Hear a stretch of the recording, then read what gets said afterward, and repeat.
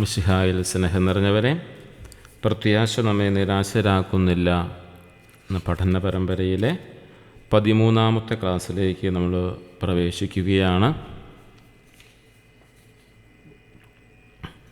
കുടിയേറ്റക്കാരിലെ പ്രത്യാശയെക്കുറിച്ചാണ് പ്രത്യേകമായിട്ട് ഈ നമ്പറിൽ പ്രത്യേകമായി പറയുക. തങ്ങളുടെയും കുടുംബങ്ങളുടെയും മെച്ചപ്പെട്ട ജീവിതത്തിനു വേണ്ടി ജന്മനാട് വിട്ടുപോകുന്ന കുടിയേറ്റക്കാരിലും പ്രത്യാശയുടെ അടയാളം കാണപ്പെടണം എന്നുള്ളതാണ് പ്രത്യേകമായി ഇവിടെ സൂചിപ്പിക്കുക. മുൻവിധികളും അവഗണനകളും കൊണ്ട് അവരുടെ പ്രതീക്ഷകൾക്ക് ഭംഗം വരുത്തരുത് എന്നാണ് പറയുന്നത്.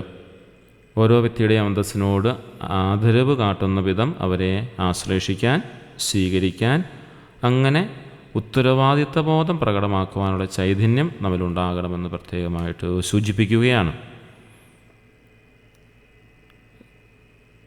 അതായത് അവരുടെ കടമ, ഉത്തരവാദിത്തം, അതായത് കുടിയേറ്റം നടത്തുന്നതിൻ്റെ കാരണമായിട്ട് പരിശുദ്ധ പിതാവ് പറഞ്ഞിരിക്കുന്നത് തങ്ങളുടെയും കുടുംബങ്ങളുടെയും മെച്ചപ്പെട്ട ജീവിതത്തിനു വേണ്ടിയുള്ള പരിശ്രമത്തിൻ്റെ ഭാഗമായിട്ട് തങ്ങളുടെ കടമയായിട്ടാണ് അവർ ഈ കുടിയേറ്റത്തിലേക്ക് മുന്നോട്ട് പോവുക. അതുകൊണ്ട് അവരവരുടെ ഉത്തരവാദിത്തങ്ങൾ ഭംഗിയായിട്ട് കടമ എന്ന നിലയിൽ നിർവഹിക്കുമ്പോൾ അവരുടെ കുടുംബത്തിന് വേണ്ടിയും മെച്ചപ്പെട്ട ജീവിതത്തിന് വേണ്ടിയുമൊക്കെ അവർ പരിശ്രമിക്കുമ്പോൾ അതിന് മുൻവിധികളോ അവഗണനകളോ ഒന്നും ഉണ്ടായി അവരെ നമ്മൾ വേദനിപ്പിക്കരുത്, മറിച്ച് അവരെ ആലിംഗനം ചെയ്ത് അവരെ അംഗീകരിച്ചുകൊണ്ട് ചേർത്ത് നിർത്തണമെന്നാണ് പിതാവ് പ്രത്യേകമായിട്ട് സൂചിപ്പിക്കുക. ആവശ്യം എന്ന് പറയുന്നത് അവരെ സ്വീകരിക്കുക, അവരെ ആശ്ലേഷിക്കുക, ചേർത്ത് നിർത്തുക എന്നുള്ളതാണ്. അതുപോലെ തന്നെ കുടിയേറ്റക്കാരെ ശ്രദ്ധിക്കുമ്പോൾ നാം സ്വീകരിക്കേണ്ട കാര്യങ്ങളെക്കുറിച്ചാണ് പറഞ്ഞിരിക്കുന്നത്. ഒന്ന്, അവരുടെ അന്തസ്സ് നിഷേധിക്കരുതെന്ന് പറയുന്നുണ്ട്. അന്തസ്സുറ്റ അസ്തിത്വത്തിനുള്ള അവകാശം ഒരാൾക്കും നിഷേധിക്കരുതെന്ന് സ്നേഹപൂർവ്വം ഓർമ്മിപ്പിക്കുകയാണ്. അപ്പോൾ ആവശ്യമായ ഒരു മനോഭാവം എന്ന് ഇവിടെ സൂചിപ്പിക്കുന്നത് ഓരോ വ്യക്തിയുടെയും അന്തസ്സിനോട് ആദരവ് കാട്ടുക, അതുപോലെ തന്നെ അവരെ ആശ്ലേഷിക്കുക, അതായത് അവരെ സ്വീകരിക്കുക എന്നുള്ളത് തന്നെയാണ്. അത് ഉത്തരവാദിത്വ ബോധമാണ്. ആ ഉത്തരവാദിത്വ ബോധം നമ്മൾ പ്രകടമാക്കണം. അതുപോലെ കുടിയേറ്റത്തിൻ്റെ കാരണങ്ങളും സുരക്ഷാ ഉറപ്പുകളെക്കുറിച്ച് നമ്മളിവിടെ ചിന്തിക്കേണ്ടതായിട്ടുണ്ട്. കുടിയേറ്റക്കാർക്ക് സുരക്ഷയും അവസരങ്ങളും ഉറപ്പാക്കേണ്ടതുണ്ട്. കാരണം എന്താണ് പറഞ്ഞിരിക്കുന്നത്? കുടിയേറ്റത്തിൻ്റെ സമ്മർദ്ദങ്ങളുണ്ട്. പലരും സന്തോഷത്തോടെ യാത്ര ചെയ്യുന്നവരല്ല കുടിയേറ്റക്കാർ. യുദ്ധം, അക്രമം, അതുപോലെ തന്നെ വിവേചനം എന്നിവയിൽ നിന്നും ഇവയൊക്കെ ഒഴിവാക്കാൻ വേണ്ടി അതിൽ നിന്നും രക്ഷപ്പെട്ട് അല്ലെങ്കിൽ അന്താരാഷ്ട്ര സമ്മർദ്ദങ്ങളാൽ പുറന്തള്ളപ്പെട്ട് കുടിയേറി വരുന്നവരുണ്ട്. അപ്പം അതിൻ്റേതായ സമ്മർദ്ദങ്ങൾ അവരുടെ വ്യക്തി ജീവിതത്തിലുണ്ട്. ഉള്ളതുകൊണ്ട് അവരുടെ സുരക്ഷയും അവസരം ഒഴിവാക്കേണ്ടതും അല്ലെങ്കിൽ ഉറപ്പാക്കേണ്ടതുമാണ് നമ്മുടെ ഉത്തരവാദിത്തം എന്നാണ് പറയുക. അതുപോലെ സ്ഥാനഭ്രഷ്ട ചെയ്യപ്പെട്ട് വരുന്നവർ, അഭയാർത്ഥിത്വം സ്വീകരിച്ചു വരുന്നവർ എന്നിവർക്കൊക്കെ അങ്ങനെയൊക്കെ വിധേയരായി വരുന്നവർക്ക് നമ്മൾ നൽകേണ്ട ഉറപ്പുകളുണ്ട്. ഈ വിഭാഗക്കാരെ അവർക്ക് സുരക്ഷ നൽകിക്കൊണ്ടും തൊഴിലും വിദ്യാഭ്യാസത്തിനുള്ള അവസരങ്ങൾ നൽകിക്കൊണ്ടും ഒരു പുതിയ സാമൂഹിക അന്തരീക്ഷത്തിൽ സ്വന്തം ഇടം കണ്ടെത്താനുള്ള മാർഗങ്ങൾ കൊടുത്തുകൊണ്ടും അവർക്ക് ചില ഉറപ്പുകൾ നൽകണമെന്നാണ് പ്രത്യേകമായിട്ട് ഓർമ്മപ്പെടുത്തുക. അപ്പം അതുകൊണ്ട് പ്രത്യേകിച്ച് ഈ അഭയാർത്ഥിയായിട്ട് വരുന്നവർ, റെഫ്യൂജീസായിട്ട് വരുന്നവർ, സ്ഥാനഭ്രഷ്ടം നഷ്ടപ്പെട്ടു വന്ന ഡിസ്പ്ലേസ്മെൻറ്റ് സംഭവിച്ചതിന് ശേഷം വരുന്നവർ, അങ്ങനെയുള്ളവർക്ക് സുരക്ഷയും തൊഴിലും വിദ്യാഭ്യാസ അവസരവും സ്വന്തം ഇടം കണ്ടെത്താനുള്ള, അതായത് പുതിയ ഒരു സാഹചര്യത്തിൽ സാമൂഹ്യ അന്തരീക്ഷത്തിൽ സ്വന്തം ഇടം കണ്ടെത്താനുള്ള മാർഗങ്ങളും നൽകേണ്ടത് നമ്മുടെ ഉത്തരവാദിത്തമാണെന്ന് കൂടി ഓർമ്മിപ്പിക്കുകയാണ്. ക്രൈസ്തവ സമൂഹത്തിൻ്റെ പ്രതിരോധമെന്ന് പറയുക അത് വാതിലുകൾ തുറന്നിടുക എന്നുള്ളതാണ്.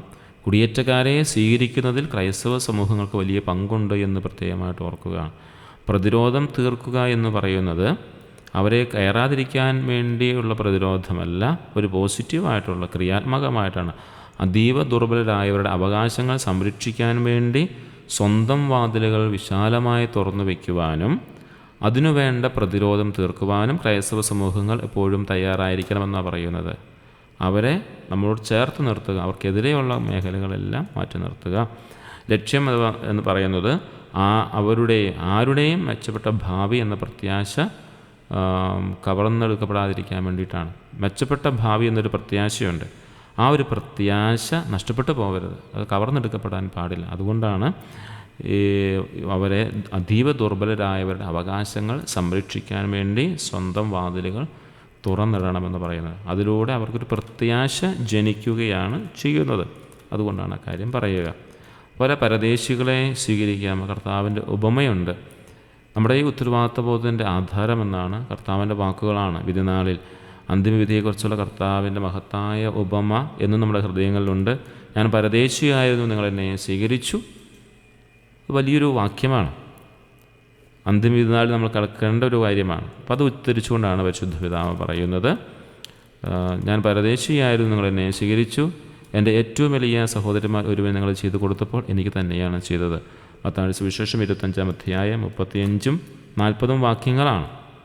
അതായത് അതിലൂടെ ഓരോ കുടിയേറ്റക്കാരിലും അഭയാർത്ഥിയിലും നാം കാണേണ്ടത് ക്രിസ്തുവിനെ തന്നെയാണ് എന്ന് സൂചിപ്പിക്കുകയാണ്. അവരെ സ്വീകരിക്കുക എന്നാൽ ക്രിസ്തുവിനെ സ്വീകരിക്കുന്നതിന് തുല്യമാണ്. ഇന്നത്തെ ക്ലാസ്സിൻ്റെ ഒരു ഉപസംഹാരം എന്നത് നമുക്ക് മനസ്സിലാക്കാൻ പറ്റുന്ന കാര്യം ഇതാണ്. കുടിയേറ്റക്കാരെ സ്വീകരിക്കുക എന്നത് മനുഷ്യാന്തസ്സിൻ്റെയും വിശ്വാസത്തിൻ്റെയും തെളിവാണ്. അവരുടെ ആ മനസ്സിൻ്റെ ആ ഒരു മനുഷ്യനില അവൻ്റെ അന്തസ്സിനനുസരിച്ച് ജീവിക്കുവാനും ഒരു ക്രൈസ്തവ നിലയിൽ നമ്മുടെ വിശ്വാസത്തിൻ്റെയും തെളിവാണ്. അന്തിമ വിധിനാളിൽ ഞാൻ പരദേശിയായിരുന്നു, നിങ്ങളെന്നെ സ്വീകരിച്ചു എന്നുള്ള ആ ഒരു ഉദ്ധിവാചകം കേൾക്കുമ്പോൾ നമുക്ക് അത് വിശ്വാസത്തിൻ്റെ ഒരു തെളിവായി മാറുകയാണ്. അതുപോലെ മുൻവിധികൾ മാറ്റിവെച്ച് പ്രത്യാശയോടെ വരുന്ന നമ്മുടെ സഹോദരങ്ങളെ സ്നേഹത്തോടെ നമുക്ക് സ്വീകരിക്കാനായിട്ട് സാധിക്കണം. നമുക്കൊരു പ്രതിജ്ഞ എടുക്കാം. ഞാൻ എൻ്റെ ഹൃദയവും വാതിലുകളും തുറന്നു വയ്ക്കും. പരദേശികളെയും കുടിയേറ്റക്കാരെയും സ്വീകരിച്ച് അവരുടെ പ്രത്യാശയെ ഞാൻ സംരക്ഷിക്കും. അപ്പോൾ ഇന്നത്തെ ഒരു ചോദ്യം ഇതാണ്. നമ്മുടെ മുമ്പിൽ ഉള്ളവരുടെ അന്തസ്സിനെയും അവരുടെ മനുഷ്യത്വത്തെയുമൊക്കെ മാനുഷിക ഭാവങ്ങളെയൊക്കെ എത്രമാത്രം നമുക്ക് ഒരു ക്രിസ്ത്യാനി എന്ന നിലയിൽ, ഒരു രാജ്യത്തിൻ്റെ പൗരൻ എന്ന നിലയിൽ എങ്ങനെ എനിക്ക് അവരോട് പ്രകടിപ്പിക്കാനായിട്ട് സാധിക്കും? അതുപോലെ തന്നെ വിശുദ്ധ മത്തായി സുവിശേഷം 25-ാം അധ്യായം 35-ാമത്തെ വാക്യത്തിൽ കാണുന്ന പോലെ ഞാൻ പരദേശിയായിരുന്നു, നിങ്ങളെന്നെ സ്വീകരിച്ചു എന്ന ഈശോയുടെ ആ വചനത്തിൻ്റെ വെളിച്ചത്തിൽ നമ്മുടെ മുമ്പിൽ നിൽക്കുന്ന വ്യക്തികൾക്ക് വേണ്ടിയിട്ട് സുരക്ഷ ഉറപ്പാക്കേണ്ട വ്യക്തികൾ, അതുപോലെ നമ്മുടെ ആയിരിക്കുന്ന സ്ഥലത്തിൽ ഒരു സ്വന്തം ഇടം കണ്ടെത്താനുള്ള മാർഗങ്ങൾക്ക് വേണ്ടി അധ്വാനിക്കുന്നവരെ നമുക്ക് എത്രമാത്രം ഒരു സഭയുടെ അംഗമെന്ന നിലയിൽ, ക്രിസ്തുവിൻ്റെ അനുയായി എന്ന നിലയിൽ, അതുപോലെ തന്നെ ഒരു സമൂഹത്തിൻ്റെ ഉത്തമ ബോധ്യമുള്ള പൗരൻ എന്ന നിലയിൽ എനിക്കെങ്ങനെ സാധിക്കും? ഈ 3 ചോദ്യങ്ങൾക്ക് നമുക്ക് ഉത്തരം കണ്ടെത്താനായിട്ട് സാധിക്കട്ടെ. ഈശോ നമ്മളെല്ലാവരെയും അനുഗ്രഹിക്കട്ടെ. അടുത്ത ക്ലാസ്സിൽ നമുക്ക് കാണാം. ഏവർക്കും നല്ലൊരു ദിവസം ആശംസിക്കുന്നു.